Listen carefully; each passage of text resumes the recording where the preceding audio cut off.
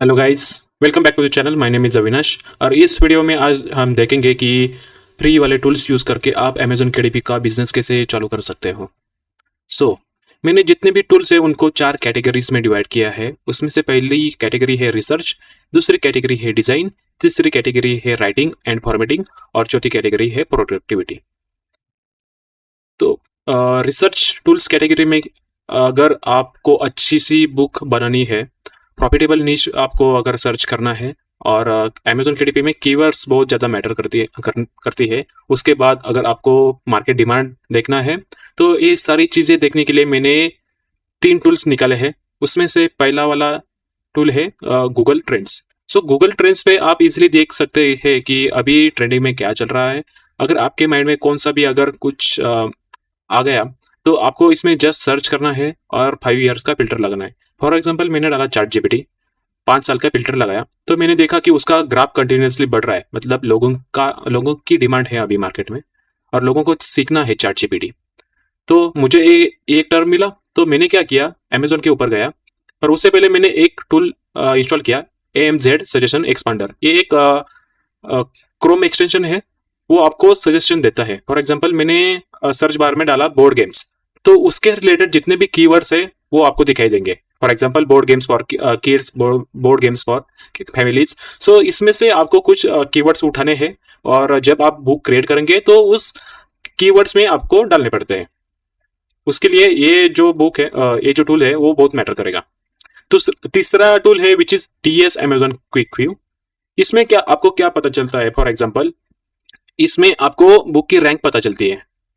जैसे कि ये एक प्रोडक्ट है और इधर आप देख पाओगे कि हैशटैग एक नंबर लिखा हुआ होगा और उसके बाद कुछ कैटेगरीज रहेगी और इसमें आपको पता चलेगा कि बुक का रैंक कितना है अभी।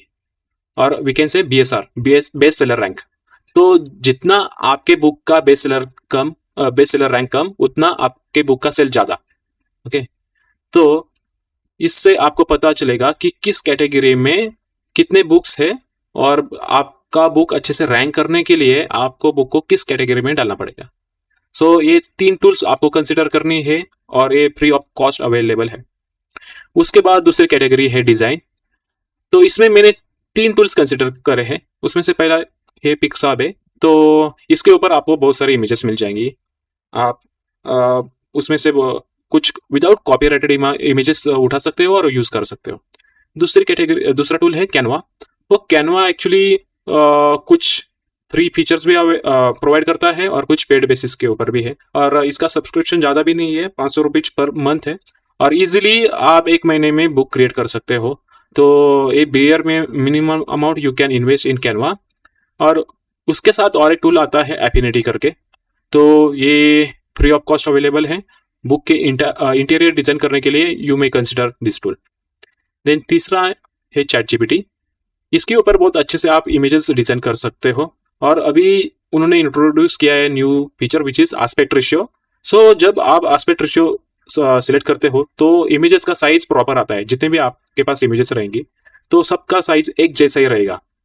Okay, which is very important while writing book, because आपके बुक्स में सारे इमेजेस का साइज सेम ही रहना चाहिए। आप चैट जीपीटी कंसिडर कर सकते हो। Let's move to another category which is writing.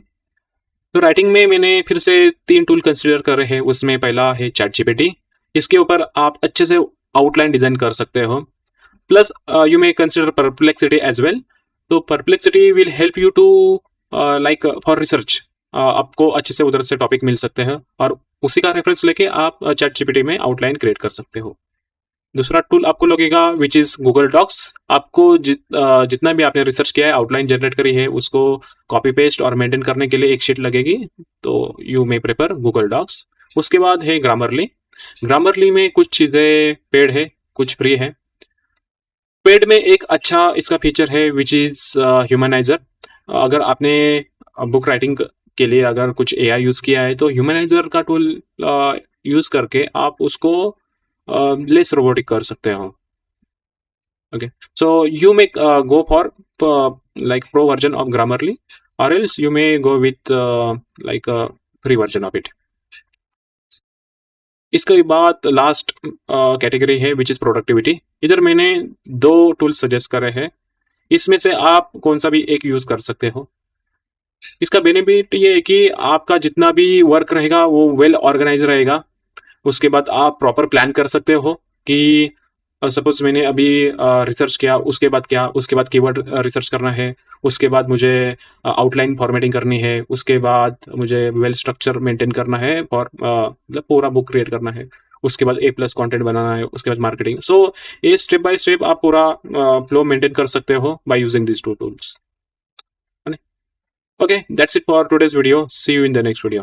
Bye bye.